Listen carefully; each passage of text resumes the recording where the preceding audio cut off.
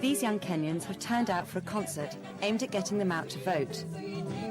The country's biggest music acts are there, and it's all fronted by a comedy group called Ridiculous.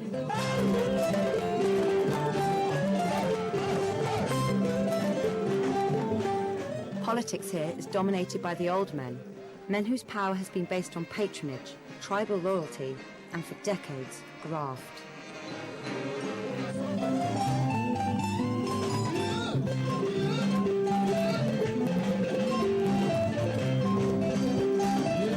With an election looming, these comedians are determined to bring a fresh generation into Kenyan politics, using something you don't hear much in the offices of the political class, laughter. They first made their names in political satire under the one-party regime of President Moi. But they continue to lampoon the current President Kibaki and his controversial wife, Lucy. He's a guy who doesn't, nothing worries him. There's no rush. To him, we might be seated right here, and if he was here, a bomb explodes, he'll go like, what is the hurry? That is just a bomb. There's nothing much. Don't worry. We will go on. It's just a bomb. Let those who are running away run. They don't know where they are going. We are here. We knew we came here to do what we are doing here. Even if it's a bomb, we will still do what we are doing here without that bomb here. That's the kind of guy he is. I landed the unenviable role of playing the First Lady of Kenya. And I'll go into character. What did you say? You? Okay, now. I said, you, who gave you permission to be recording that? You think here you are at where you think who told you my home is a studio? Yeah? What we get to do is make-believe. It's make-believe comedy, actually, whereby we get into character, and not only just get into character, we will get the right costumes, get the right props. Take an example. When we went for the Safari Sevens rugby tournament, when the helicopter came down, people actually were fooled that it's actually the president himself who's come here.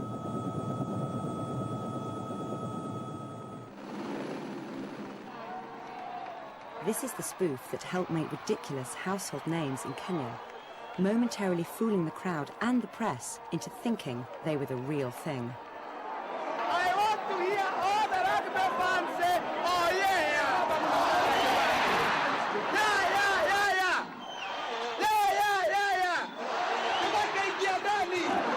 So she said, I can play rugby. Who is your mother?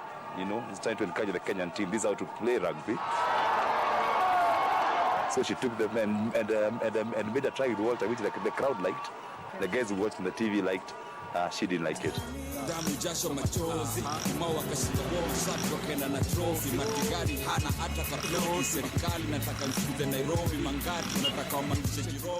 President Kibaki faces an election in December. He was elected on a tide of hope in 2002, and he's still popular. But there's also disillusionment with the pace of change, the state of democracy, and continuing corruption. Young Kenyans speak of feeling stuck. We've been out there talking to young Kenyans, just asking them, realize that you need to vote, because by voting, you're putting in power the person who's going to be making decisions about your life today and tomorrow in the future. Even you, even you, you can be an MP. Your vote is your power. Your vote is your power. Unaweza. Jaribu bahati yako.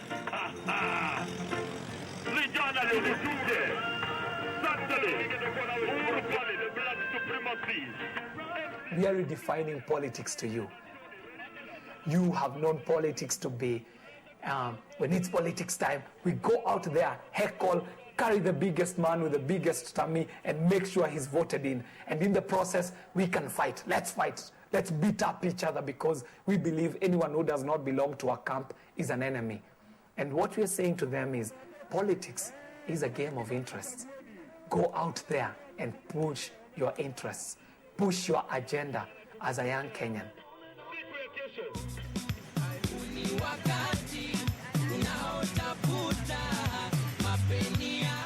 The men who work Nairobi's ever-present minibuses are the kind of people Ridiculous have to reach.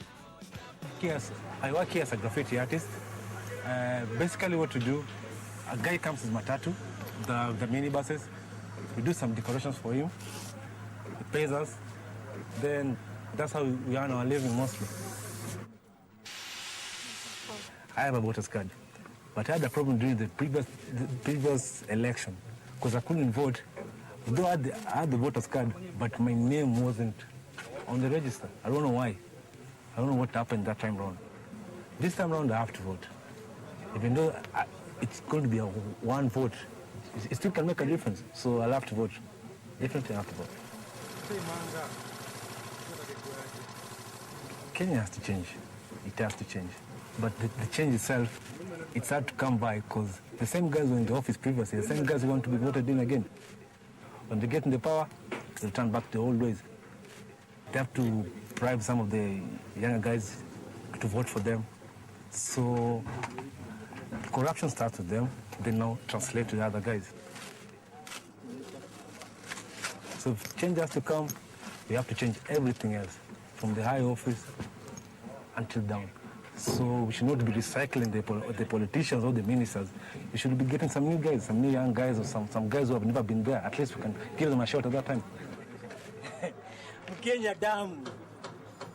Proud to be Kenyan.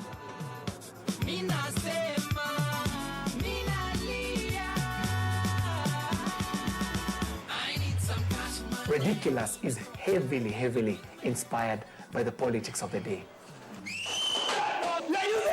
Where is the editor of this newspaper? When the First Lady raided the office of Kenya's national newspaper, this was the Ridiculous response. We are having a good time satirizing some grumpy old men. Where is the editor? But there is a serious side to it, because the moment you satirize it, the society can step back and see, actually, we thought we were getting change out of the 2002 elections. But wait a minute, what kind of change did we get? Is it fundamental? Is it beneficial to I as a citizen? You people want to portray us as bad people. So here we are as young Kenyans.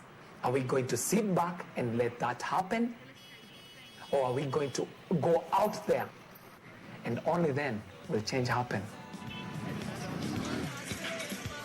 The chances of a youthful person winning an election, particularly a presidential one, is very, very remote. The general public try to trust more elderly people, the gray hair, the big buried type of people, more than they trust the youth, okay? We probably, just like any other society, worship wealth and material being so much. So people tend to support the people who are well endowed financially, okay? We have had in the past the culture of handouts, So the handouts here will be for votes, for all kinds of favors. Because of that, people tend to feel, wow, let me support the elderly person because he's got more resources, and if I go to him, I've got a problem, a hospital bill that I need to pay, I'm likely to get help. As opposed to a young person who is not well-resourced and, probably the much he would or she would do is to give me ideas.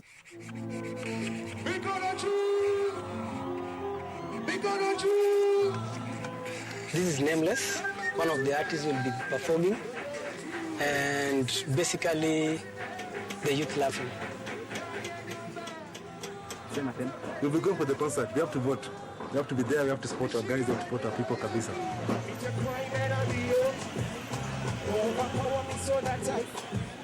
I wish I could be your saliva so that I could taste your lips. I envy vile inakushika kwamba kwa kweli manzi umebarikiwa, ndio maana tunaimba. I wish I could be your shoe. Saturday, vijana tukusunge kwa sasa. Ukionyeshe, even you, hata wewe, even you, hata upande hii naona, you can be an MP. Your vote is your power. Your vote is your power. Mzee unaweza. Unaweza. Jaribu bahati yako. Ongea na vijana vizuri. You cannot be in this electioneering process if you don't have a voter's card. Let's start there. The voter's card is the instrument that you're going to put someone in power. So basically, you are employing the people who are going into your civic council, you're employing the people who are going into the parliament, you're even employing the president. So first understand what it is he has to do for you. If you know what he has to do for you, you can demand that of him before you give him your vote. And then thirdly, make sure that you go and vote. On the day of elections, go out there and make sure you cast your vote. And cast your vote for the person who is pushing your agenda. I need some cash money. Can you feel me?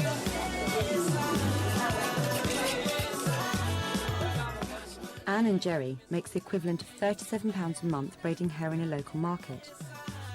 The last time she tried to vote, there was a problem. You need an ID in order to get a voter's card. Started shouting. You are hostage. I went to look for an Everybody ID. go to the gym. I just got harassed, so I left it. They asked for a birth or a school certificate. At 9:50 local The time, thing is, the my police dad died received and we a- had a fallout with his family. There's too much bad blood to go back there to get those documents. Sasa uko ni grudge. Nikienda huko itakuwa mambo mbaya. Kwa nini? Amrudi hata baadaye.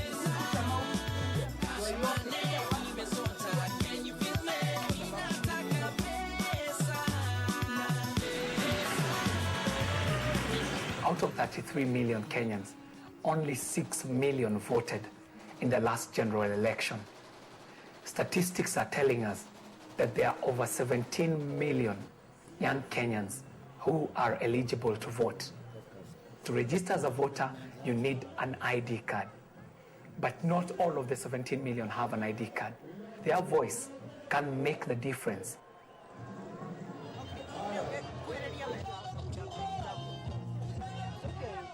Anne has come to the concert looking for answers, and the story she has to tell is of the typical Kenyan problems. Sasa venye niliona wameniambia nikienda huko niende na pesa za kulipa ID. Niko na dozo yenye They told me to give them a bribe when I wanted an ID. But I have rent to pay and a child to look after, so I left it. Where are the ones we voted for who were to fight for us? The helpless. Nikasema sawa. Na sasa hii sinanga ID mpaka wa sasa hivi. Unajua sasa hiyo ni kabla nitoke hapo niende huko. Hapa mwezi nisaidie venye nitapata. So you guys can't help me? I want to vote. I can't vote empty-handed. Nimesikia amenisaidia sana lakini naenda kujaribu. The man helped me in there and told me all the steps to take to get one.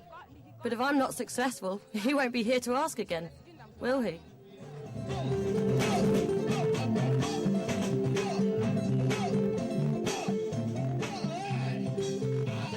I think what makes Ridiculous special is that Ridiculous have been at the forefront of increasing democratic space for a lot of Kenyans. I think Ridiculous has smashed all the taboos and the beliefs and the mystique and whatever it was that surrounds the politics.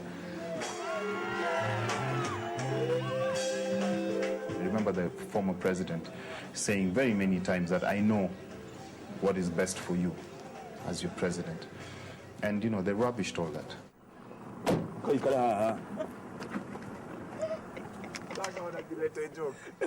My first job that I was given by Ridiculous as a team was to play the character of our president. Former president. Former president.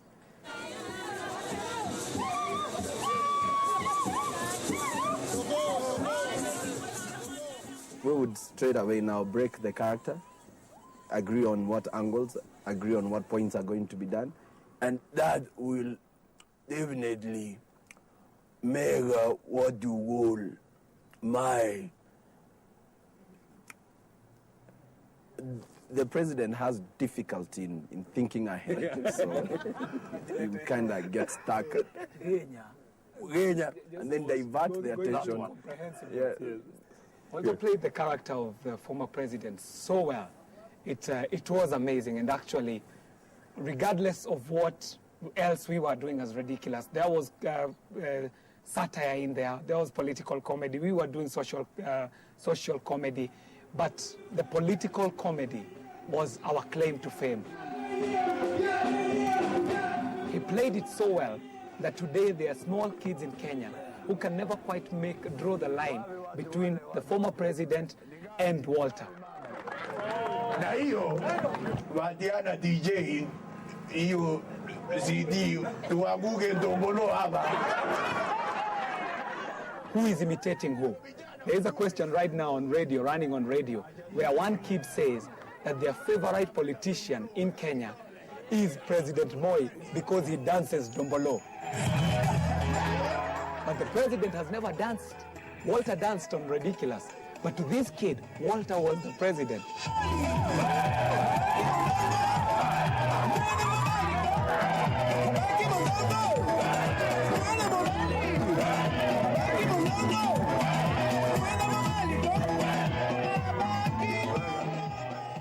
I think the first time they did that, everybody was just shocked. How can they do that? You know, for the life of me, I cannot believe that they did that unchallenged for as long as they did. But there are people who are watching it out there critically. And it was at a time where you would not even be caught in public talking openly or criticizing the president. You had to be careful. If somebody had you mention, you know, the president's name adversely, so to speak, you could get into all sorts of trouble. And that was the general fear amongst everybody. And I think that was the biggest pull for Ridiculous on TV, that, you know, they came out and they helped us as a nation to confront our fears. I guess the biggest learning that we've got as a team, and for anyone who wants to do something, is staying focused to your laid out objective, which was to entertain. We never performed for any political function. It was all about entertainment. Yeah. Our own lawyers told us, actually, we've gone through the laws. There's no way you can take a comedian seriously. The guy is a registered comedian. How can you go to court and say, seriously, that would be a skit. That this comedian did that? That would be the best skit. So I think legally we were fine, and we are still fine. People thought if Ridiculous can get Moi dancing dombolo, this is a new era. We can now actually openly talk about the president. They made Kenyans laugh about these things, and after laughing about this thing, you actually sit back and think about it and say, what the hell, I can do something about this, you know. So as much as we have comedy or skits on the leaders, it actually is a reflection of what the Kenyan society is today, because these leaders actually did not elect themselves. So you're throwing it back at Kenyans and telling them, hey, look at the leaders you are electing into office. The one and only Jua Kale! Aye, aye, aye! The concert is the high point of an 18-month campaign, which has covered all parts of the country. But there's an edge to this. It's more than entertainment. The banner says, wake up, it's your time. What Ridiculous did to Moi, they could do to the present crop of Kenya's leaders.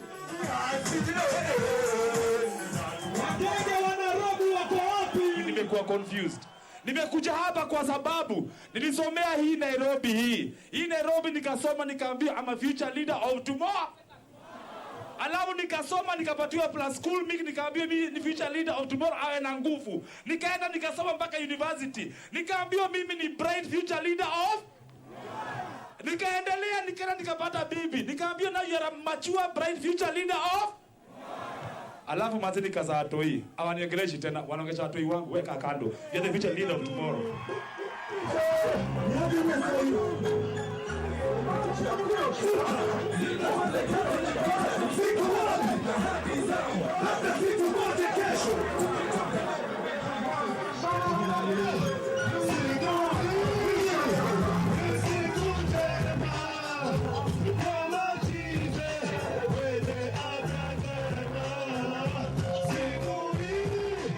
The comedians, the DJs and the rappers Speak for a generation that want to see change happen fast.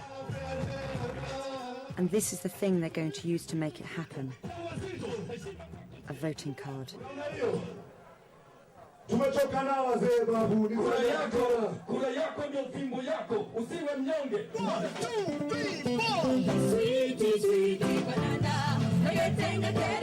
sweetie banana. The concerts have been a massive success. Youth voter registration is up in the areas where the campaign has been.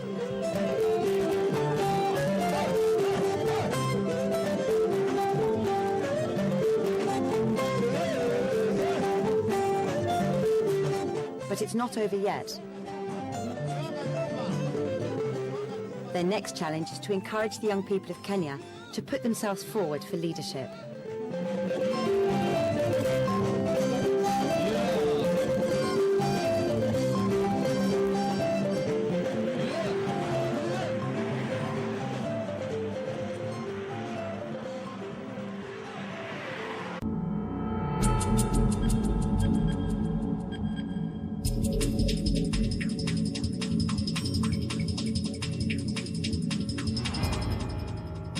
Below